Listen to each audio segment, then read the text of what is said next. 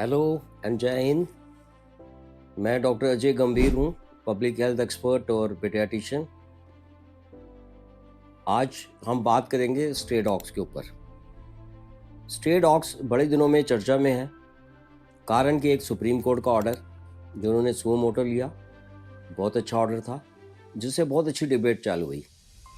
Stray dog हमारे बीच में रह के तंग कर रहे थे, कुछ लोगों को, बच्चों को काट रहे थे, सीनियर सिटीजन को तंग कर रहे थे, महिलाओं को तंग कर रहे थे। तो इसके कारण सुप्रीम कोर्ट ने संज्ञान लेते हुए इस पर एक जजमेंट दिया और पहले ऑर्डर में ये कहा कि स्ट्रे डॉग को पकड़ा जाए, उनको एक अलग एरिया में रखा जाए, उनको स्टरलाइज किया जाए, उनकी केयर वहीं पे हो, अलग एरिया में, वो ह्यूमन के साथ नहीं रहेंगे।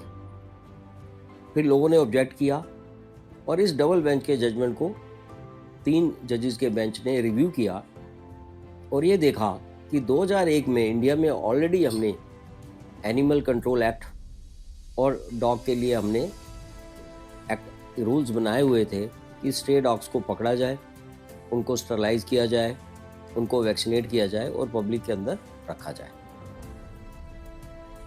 तो दूसरे ऑर्डर में ये आया कि इनको हम अलग से नहीं रखेंगे, ये पब्लिक के बीच में रहेंगे। अब ये मैटर ऑफ डिबेट है कि क्या हमारे देश में हम कुत्तों को अगर ह्यूमंस के साथ रखते हैं, क्या उससे हमारी बाइट्स कम हो जाएंगी या डिजीज़ कम हो जाएगी। हम अब कुछ रिव्यू भी करेंगे कि एक्ट क्या कहता है, बाहर के देशों का क्या सक्सेस मॉडल है, हमारे देश में क्या हालत है, क्या हम एक्सपेक्ट करते हैं कि हमारा देश जो 3 ट्रिलियन या 5 ट्रिलियन इकॉनमी होने वाला है, फॉरेन जैसे देशों जैसे इन कुत्तों को बाहर रख सकता है, नहीं रख सकता। तो इसमें कुछ प्रोटेस्ट भी हुए, पहले प्रोटेस्ट दोनों साइड से हुए। लोगों ने कहा कि और हार्श ट्रीटमेंट होना चाहिए कुत्तों के साथ, और कई लोगों ने कहा नहीं, इनको अपने साथ हमें प्यार से रखना चाहिए क्योंकि ये बहुत बीमारियां फैलाते हैं। अब ये कुत्ते जो हैं हमारे साथ रहते हैं, तो एक जूनोटिक डिजीज यानी कि जो कुत्तों से या किसी भी एनिमल से पैदा होती है, हमारे बीच में आ सकती है। वो कौन कौन सी डिजीजेज हैं? वो जो हमारे साथ एक कोरोना वायरस फैलाते हैं, ये रेबीज को देते हैं, लाइम डिजीज देते हैं, टिक पॉन्ड डिजीज देते हैं, कोरोना वायरस देते हैं, पैरा इन्फ्लुएंजा देते हैं। तो डेफिनेटली जो स्ट्रे डॉग्स हैं ये हमारे को कुछ ऐसे वायरसेस देते हैं जो एनिमल हमारे लिए अच्छे नहीं होते हैं। तो इसलिए इनको हमें कंट्रोल करना ज़रूरी है और इनको डेफिनेटली इनको हमें सर्विलेंस में लेना ज़रूरी है। जब ये जजमेंट आया सुप्रीम कोर्ट का पहला और दूसरा, हमने देखा कि पूरा इंडिया 2 पार्टों में डिवाइड हो गया। एक ने तो जजमेंट के फेवर में बात करी, दूसरे ने जजमेंट के अगेंस्ट बात करी। इसमें सब लोग वीआईपीज लोग बहुत आने लगे, फिल्म इंडस्ट्री के लोग बहुत आने लगे, एक्स पॉलिटिशियन बहुत आने लगे, और मैं कुछ लोगों को कोट करूंगा। मेनका जी ने तो कहा कि ये पहला जजमेंट गलत है, लेकिन दूसरे जजमेंट का उन्होंने समर्थन किया। जॉन अब्राहम ने भी ऐसा ही कहा जैसे मेनका जी ने कहा था। राम गोपाल वर्मा जी जो फिल्म इंडस्ट्री के हैं, उन्होंने कहा कि अगर ये डॉग लवर्स को ऐसा है तो अपने घर में इनको अपने घर में रखें सारे के सारे। और हमारे पिछले एमपी विजय गोयल साहब ने भी कहा कि हमें इनको अडॉप्शन करना चाहिए। सबसे अच्छा बैलेंस स्टेटमेंट हमारे आरएसएस चीफ से आया कि इनको अलग रखने की ज़रूरत नहीं है, बट स्टरलाइज करने की ज़रूरत है ताकि इनकी संख्या आगे ना बढ़े। और इसको देखते हुए आज के अखबार में एक पेटा वालों ने भी पोस्टर दिया कि वासुदेव कुटुंब। भाई वासुदेव कुटुंब की बात करेंगे तो वासुदेव कुटुंब में आदमी भी आता है, बैक्टीरिया भी आता है, वायरस भी आता है, मॉस्किटो भी आता है, तो सिर्फ कुत्ते और बिल्ली नहीं आते। तो अगर वासुदेव कुटुंब की बात करते हैं, भगवान सब एनिमल्स, माइक्रो एनिमल्स, माइक्रोब्स को साथ रखता है और उसमें बैलेंस रखता है और ह्यूमन बीइंग को सिखाता है कि सबके साथ मिलकर रहना है और हमें आगे बढ़ना है। अब डॉग्स देखेंगे, ये एक डोमेस्टिकेटेड एनिमल है, ये ह्यूमंस के साथ टाइम मेमोरियल से रहे हैं। पहला जो रेबीज केस जो पेंटिक्स में मिला है वो 3000 बीसी से पहले का मिला है, जहाँ पे रेबीज को दिया है कि कुत्ते ने आदमी को काटा और उनको उसको रेबीज की हो गई। तो अब प्रॉब्लम क्या आ रही है? प्रॉब्लम कुत्तों से नहीं आ रही, प्रॉब्लम स्ट्रे डॉग से आ रही है। पालतू कुत्तों से नहीं आ रही, पालतू बिल्ली से नहीं आ रही, काऊ से नहीं आ रही, कैमल से नहीं आ रही, ये सिर्फ स्ट्रे डॉग से आ रही है। तो मुद्दा जो है इस समय स्ट्रे डॉग का है, ना कि डॉग्स और एनिमल्स का है। तो इन दोनों को डिफरेंशिएट करना चाहिए। कई लोग इसको हम एनिमल लविंग के बारे में बता दिए जाते हैं। हमारे देश में ये एंडेमिक है, हब 30 स्टेट्स में ये है, ये यूनियन टेरिटरी में है। सिर्फ एक ही स्टेट है जहां पे ये नहीं है, गोवा में नहीं है। गोवा ने सक्सेसफुली इसको कंट्रोल किया, तो ये बहुत गोवा के लिए ताली बजाने की बात है, उनको अप्रिशिएट करने की बात है। और हमारे कुछ एरिया में नहीं है, जैसे लक्षद्वीप हो गया, हमारा अंडमान निकोबार हो गया, क्योंकि वहाँ पे जो लोकल एनिमल्स हैं वहीं हैं, बाहर के कुत्ते ले जाने अलाउड नहीं है, रेबीज़ कुत्ते ले जाने नहीं है। तो ये 3 जगह पे पहले नहीं है बिकॉज वहाँ पे कुत्ते नहीं है, और गोवा ने इसको कंट्रोल किया हुआ है। बाकी हमारे देश में 20 मिलियन बाइट्स होती हैं, यानी कि 2 करोड़ बाइट्स बच्चे होती हैं, बच्चों को, बड़ों को, बूढ़ों को, किसी भी आदमी को। और इसमें से अप्रॉक्सीमेटली 20,000 डेथ रेबीज से रिपोर्टेड है। लेटेस्ट डाटा कहता है कि रेबीज डेथ कम हो गई हैं, और आईसीएमआर कहता है कि जो रिपोर्टेड डेथ हैं 10,000 के आसपास हैं, और कई अनरिपोर्टेड डेथ हैं, क्योंकि ज़्यादातर डेथ ये गाँव में होती हैं, ये स्लम्स में होती हैं। और इंक्यूबेशन पीरियड जो रेबीज़ का है वो 1 महीने से लेके 6 महीने है, और उससे भी लेट हो सकता है। यानी कि यही नहीं पता लगता कि आज कुत्ते ने काटा और डेथ हुई अभी बात। अभी आप रिसेंटली देखते होंगे, हमारे यहाँ बहुत एग्जांपल आया है कि एक हमारे बास्केटबॉल नेशनल प्लेयर को, स्टेट प्लेयर को काटा, वो मर गया। अभी इस महीने एक बेंगलोर में बच्ची की डेथ हो गई। केरल में मिस्टर सलीम है, उनकी 3 महीने के बाद कुत्ते काटने के बाद डेथ हो गई। तो कुत्ते काटने के बाद डेथ होना 6 महीने और साल में अनकॉमन नहीं है। तो इसलिए लोग डरते हैं कि कुत्ता काटा, अगर रेबीज़ हुआ, रेबीज़ का कोई इलाज नहीं है, तो इसलिए टीकाकरण मस्ट है। पहले तो कुत्ते का टीकाकरण मस्ट है, और दूसरा फिर ह्यूमन बींग्स, जिसको भी बंदा काटता है उसका टीकाकरण हमारे वर्ल्ड में। तो हमारे हर एक स्टेट में अब ये कोशिश की जा रही है कि रेबीज़ को कंट्रोल किया जाए। हमारे वर्ल्ड में WHO कहती है कि 55,000 डेथ रेबीज़ से हुई हैं, जिसके अंदर 35% डेथ इंडिया की है। 65% डेथ पूरे एशिया की इंडिया में होती है। तो इंडिया एक नोडल सेंटर बना हुआ है रेबीज़ का पूरे वर्ल्ड में। ये हमारे लिए शेम की बात है। हम रेबीज़ की चिंता नहीं कर रहे हैं, हम कुत्ते काटने की चिंता कर रहे हैं। अगर हम डेवलप्ड नेशन बनना चाहते हैं, या हम अपनी सोशो इकोनॉमिक हालत के अलावा और हम बच्चों के राइट्स की बात करना चाहते हैं, बच्चों को प्रोटेक्ट करना चाहते हैं, तो नेचुरली कुत्तों को, स्ट्रे डॉग को हमें कंट्रोल करना ज़रूरी है। तो WHO के हिसाब से हमारे देश में ये जूनोटिक डिजीज़ बहुत बड़ी क्वेश्चन है, और अगर हमने डेवलप्ड स्टेट बनना है तो हमें आगे करना पड़ेगा। तो ये गोवा को हमने शाबाशी देनी है, और गोवा को एग्जाम्पल देख के ये हमने आगे बढ़ना है। अब हम देखते हैं कि बाकी देशों ने कैसे किया। अब नीदरलैंड ने कैसे किया। नीदरलैंड ने पहला कंट्री बना दुनिया का जहां स्ट्रे डॉग को कंट्रोल किया। हमने उसका उदाहरण लेना चाहिए। नीदरलैंड ने स्ट्रे डॉग को पकड़ा, कैच किया, उनको न्यूट्रलाइज किया, यानी कि उनको स्टरलाइज किया, नसबंदी करी, उनको वैक्सीनेशन दी, और उनको फिर छोड़ दिया कम्युनिटी के बीच में। धीरे धीरे उन्होंने देखा कि ये कंट्रोल, रेबीज़ कंट्रोल हो गया है, और ये डॉग बाइट्स की प्रॉब्लम कंट्रोल हो गई है। दूसरा एग्जाम्पल एक टर्की है। टर्की ने ये काम तो किए, उन्होंने एक एक्ट भी निकाला कि जो कुत्तों को अडॉप्ट करना चाहते हैं, सोशल संस्थान, इंडिविजुअल, वो कुत्तों को अडॉप्ट भी करें। और उन्होंने एक स्टेप आगे गए कि जो एग्रेसिव कुत्ते थे, जो कुत्ते ज़्यादा बाइट करते थे, उन्होंने उनको मार दिया, ख़त्म कर दिया।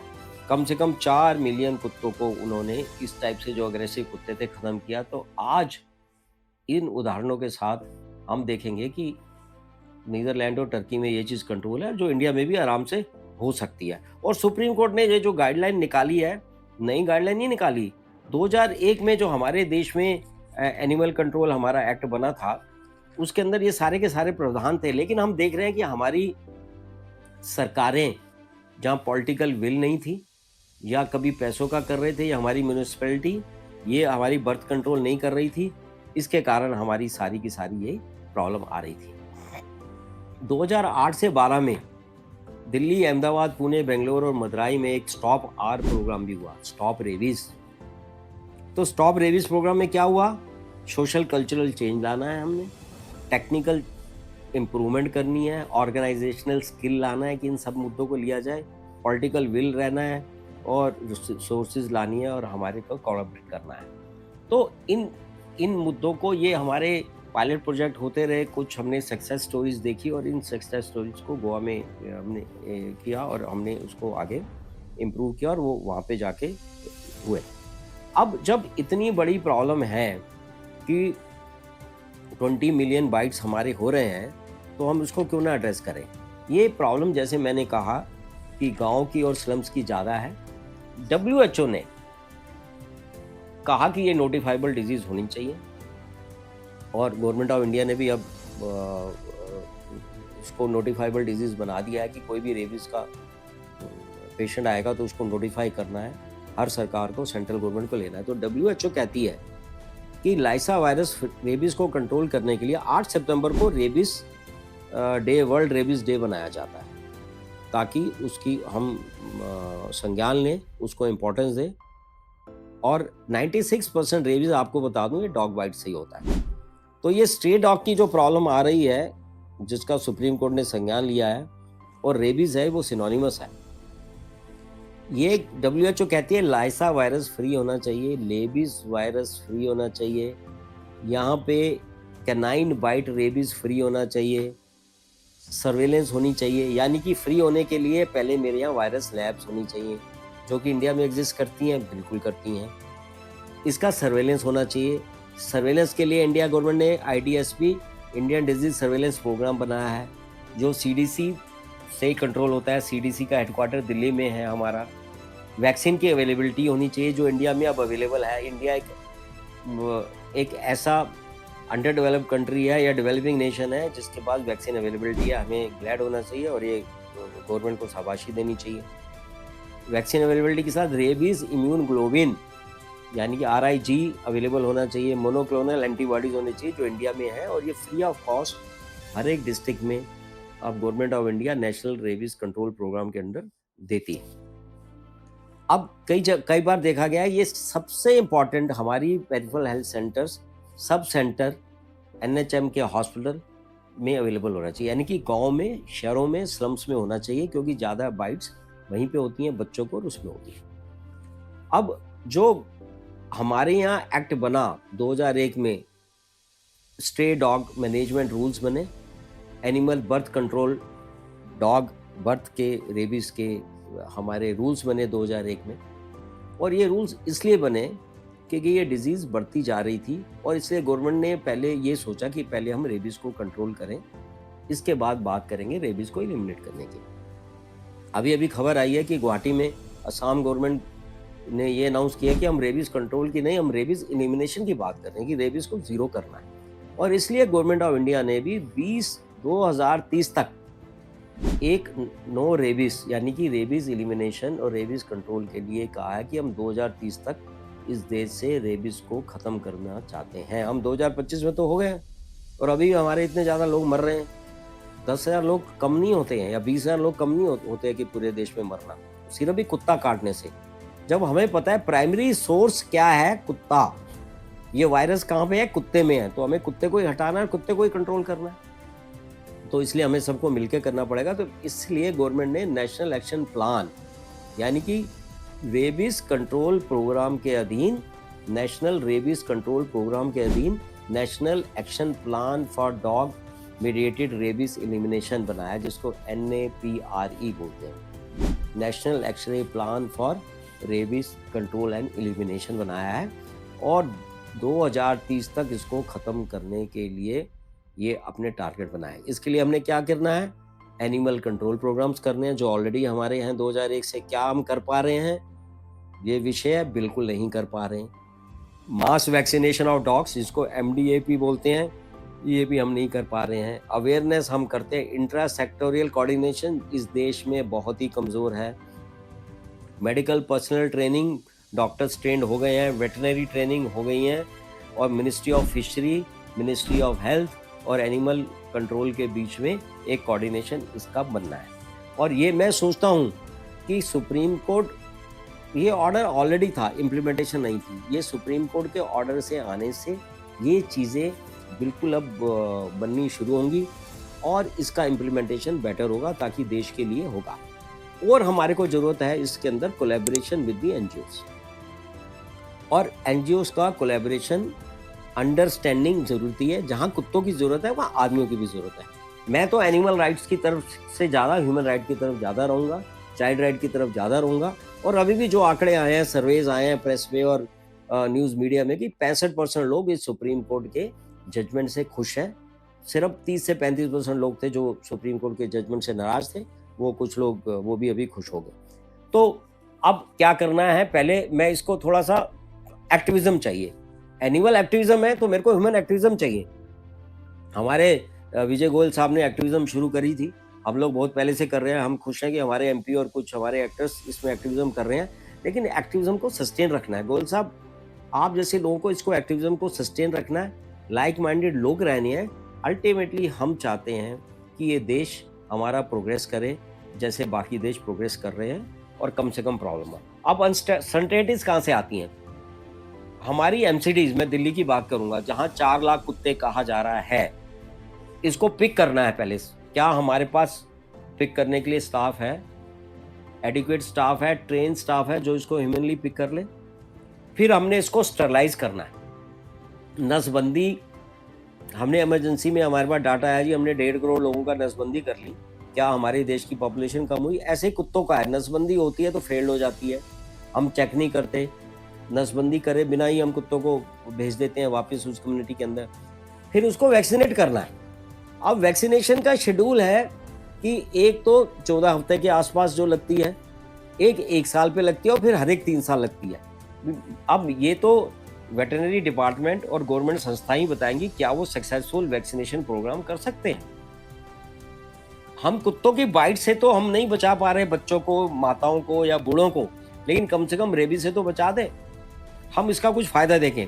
फिर फीडिंग इशू आ रहे हैं कि लोग कहीं भी फीड कर रहे हैं, तो सुप्रीम कोर्ट ने बड़ा क्या है, इनके फीडिंग स्पॉट्स होंगे, कुत्तों को एक जगह ही फीड किया जाएगा, और ऐसा नहीं होगा। तो इसके लिए हमारे को डाटा चाहिए, हमको सबको मिलके इसके लिए काम करना पड़ेगा।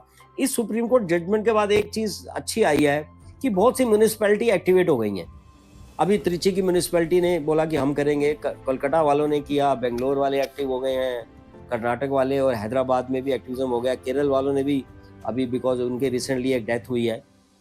तो म्यूनिसिपैलिटीज बाकी जगह की भी एक्टिवेट हो गई है, और हमें ये करना है कि हमें सिटीजन चार्टर बनाना है, हमारे सिटीजन को एजुकेट करना है, और सीनियर सिटीजन को हम लोगों ने सेव करना है। अब कॉस्ट की बात है, क्या ये कॉस्ट गवर्नमेंट देगी, या हम, कितनी कॉस्ट आती है रेबीज और इसके लिए? देखिए, 3 इंजेक्शन अगर कुत्ते को दिए जाएं लाइफ टाइम में, 1000 रुपया एक कुत्ते पे, 10 लाख कुत्ते तो दिल्ली में ही हैं, आप उसकी कॉस्ट लगा लीजिए। कितनी हमारी 2 करोड़ से ज्यादा बाइट्स आ रही हैं, यानी कि डॉग बाइट आ रही है एनिमल में।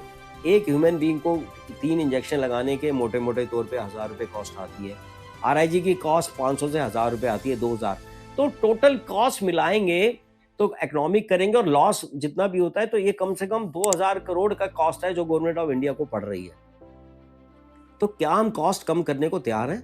इस कॉस्ट को कम करें तो हम कुत्तों, कुछ पैसे अगर 500 करोड़ रुपए हमने यहां से निकाल दिए तो हम कुत्तों पे खर्च कर सकते हैं।